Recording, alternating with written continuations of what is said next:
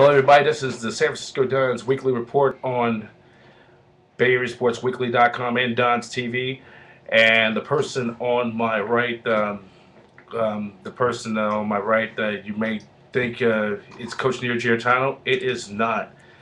Well, Don's head coach Nino Giarratano is not available at this time because he's doing team meetings, meeting with individuals for the final show. So fill in for us this week or today on our weekly report is your voice of the San Francisco Dons is Rory Davis.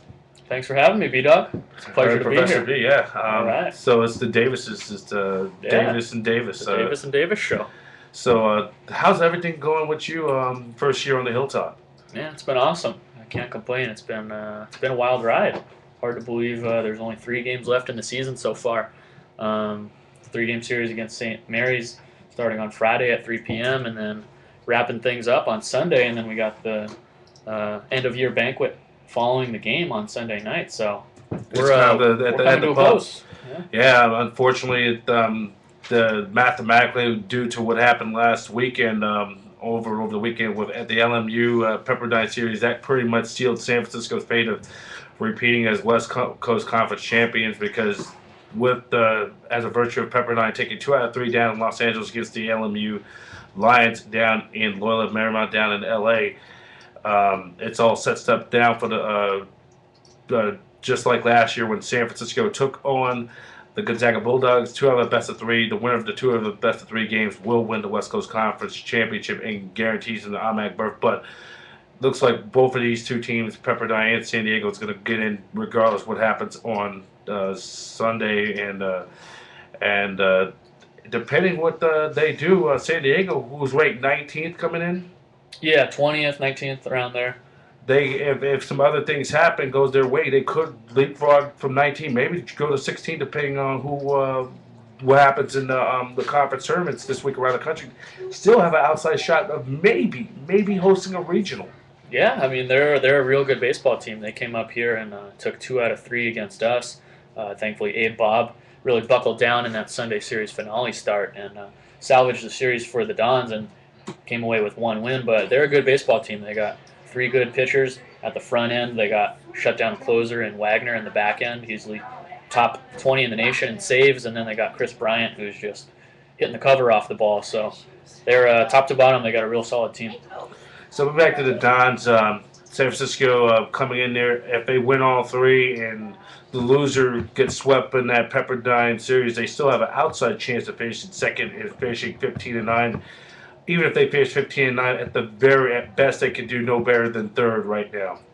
Right. Yeah. So if we sweep this 3-game series against St. Mary's this weekend, we'll be 30-29 overall in the season, and then 15-9 in West Coast Conference play.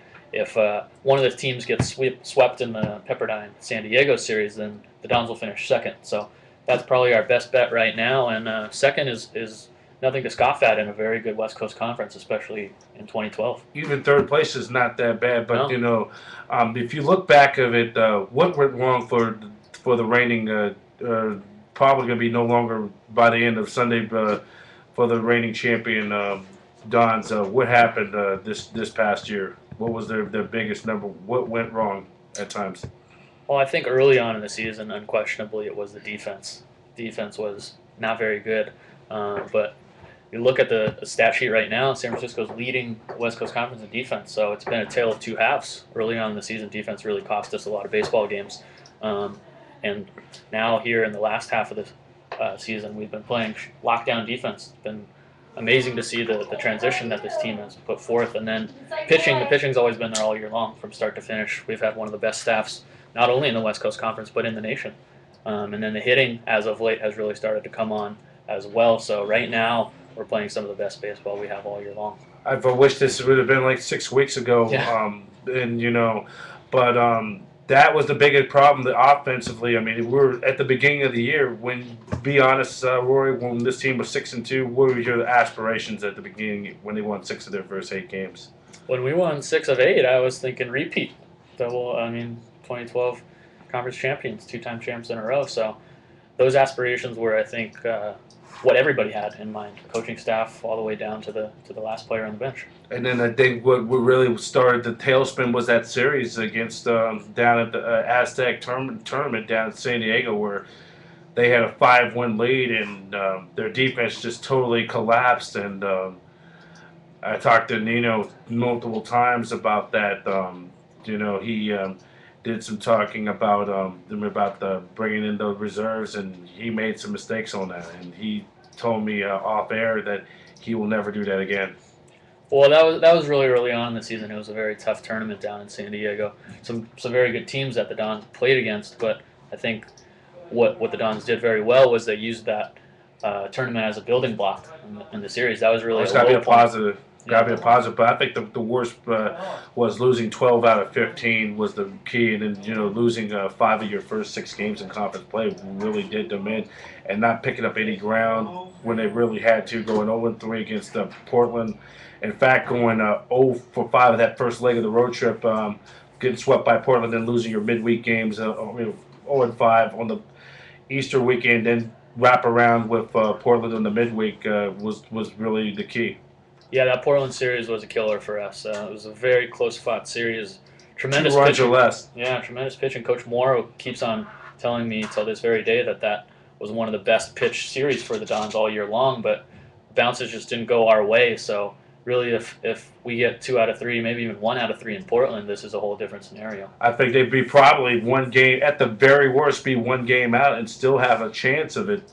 Surely they would be, depending what they do against St. Mary's, assured them at the very least being there on the second to last day or the final day.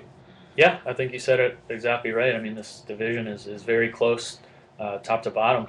So 1 win here or there could be the entire difference Would of the dictate. season. And then how about for next year, speculation that they will have some kind of conference tournament next year for baseball? There have been rumors floating for a good while, fat rumors spreading around like wildfire. Any reports or anything coming? You probably know better than me. You're the research guy around here, so I would hope so. I think it's I logical. think so, yeah. It's logical to have a postseason tournament. I think only 3 conferences in D1 don't have one, and we're one of them. So I would like to see one for sure. I really Hopefully it need to happens. see. It gives 4 teams the top 4 teams. It gives everybody a chance to. And then I think the thing what's going to have to do in the off season or next year, they're going to have to really improve on their non-conference. I mean, you go 0-5 against the Pac-12. I mean, they could have won or got a split with Cal, got one or should have won both of those games. The Stanford game last Tuesday night, where they out-hit Stanford, and then that one play by Maffei, the question, did he catch, or they claimed it was a trap, kind of altered the remainder of the game.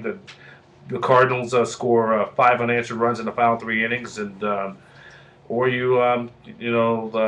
and then games get Sac State at home, and then winnable games. Yeah, all very winnable games. The Dons haven't been blown out really at all this season, I don't think. No, Dons have been in almost every game we've played in, and you bring up that Stanford game as a perfect example. We led for 7 out of 9 innings in that game. It was just got away from us at the end, but one play in that game, as you said, Maffei, they called it a trap ball, but he said he caught it. I think he caught it as well. I think it was a clean. Changed the whole complexion of the game, and then because if you what can you do? But now let's look at towards some of the numbers inside the numbers with guys like the pitching so far. Kyle Zimmer, we know the team's going to lose 10 seniors. Kyle is going to most likely be gone. Justin Maffei, he's another one. He's going to be going draft late round, and Elliot Waterman. So what's the status on who they're going to with the pitching for next year and beyond? Pitching wise, I think Kyle's most likely going to go to the draft. It's not a foregone conclusion yet. Waterman will likely get drafted. We don't know whether or not he will accept the draft pick or come back to USF for his final senior year. But if I had to project the rotation starting wise for next year, Abe Bob's going to be back. Alex Baylog will likely be back as well. So those are probably your Friday and Saturday guys right there. And then Sunday you have Christian Cecilio. He's going to be a good young pitcher. He's very impressive. He got his feet wet this year, and I think he's definitely improved in the second half. So I think we're going to be stacked again. We should be right there. And then I think the big thing is going to be the improvement on the offense. It has to improve, though. They're going to have you're going to lose Nick Baylog. Who else? We're going to lose some starters, and Masters, Morioka. Um, yeah, the Dons are going to lose a lot of offensive guys again, but they did last year as well. They lost a lot of offensive firepower, and the bats are really starting to come around again. So I think it'll be a nice challenge for San Francisco, and I expect them to rise to the occasion. Okay, and what's your thoughts finally? Your first year doing broadcasting with you and Matt Heiserman. What's some of your we've learned doing broadcasting with the Dons? It's been a blast. I didn't come into this expecting to be the broadcaster, in all honesty. But I've learned a ton about baseball from just talking with Matt Heiserman. He's a very, very knowledgeable baseball mind, and he's been a blast to work with. He's a great guy, very fun-loving, and he loves the game, and it shows in his broadcast. And I can't thank him enough for allowing me and letting me into this Dons baseball family. Yeah, you did some with the UC Sam. You was down at UC Santa Barbara not that long ago, and you did some broadcasting down there, right? I didn't. I did PA stuff down at Santa Barbara. Yeah, okay. so How the Gauchos were there at that time? we were all right. We hit the cover off the ball. Very good offensive team, but No pitching. very limited pitching. Yeah. Yeah, and you said you told me a while back you love to do some Giant stuff one day. Yeah, absolutely. I'm a supporter of Giants baseball, and growing up here in the city, they're who I root for. All right, Roy. Thanks. Absolutely. Thanks for having me, Professor. All right, that's Roy Davis, the voice of your San Francisco Dons. The San Francisco Dons will be back in action. Roy's filling in for Coach Nino Giarratano, who has meetings this week because players after this weekend series will be on their way to summer ball to their destinations, and the Dons will be taking on the St. Mary's Gales at the new Luis Guisto Field in Moraga on the campus of St. Mary's on Memorial Day weekend. The Dons will be playing 3 games there. Friday's game will be at 3 p.m., Saturday and Sunday at 1 p.m. for the final 3 games of this 2012 campaign. The Dons, if they sweep a combination of whoever gets swept within the Pepperdine San Diego series, the Dons still have an outside chance to finish in second. And the Dons, hopefully, with winning 3 games, can finish with at least 30 games or more for the 5th time in the last 8 years. The Dons will be on action coming up for a 3-game series, and you can listen to all the action with this man right here, Rory Davis, and Matt Heiserman on the USF Dons radio network presented by Game Central. And a reminder, we'll have the Dons year-end award special following the game over at the pub located at Ghirardelli Square on the waterfront near Fisherman's Wharf in San Francisco. And Sunday night, immediately following the game, and we'll be doing some stuff for Bay Area Sports Weekly and get some interviews and some stuff we'll be putting on the website and on YouTube as well.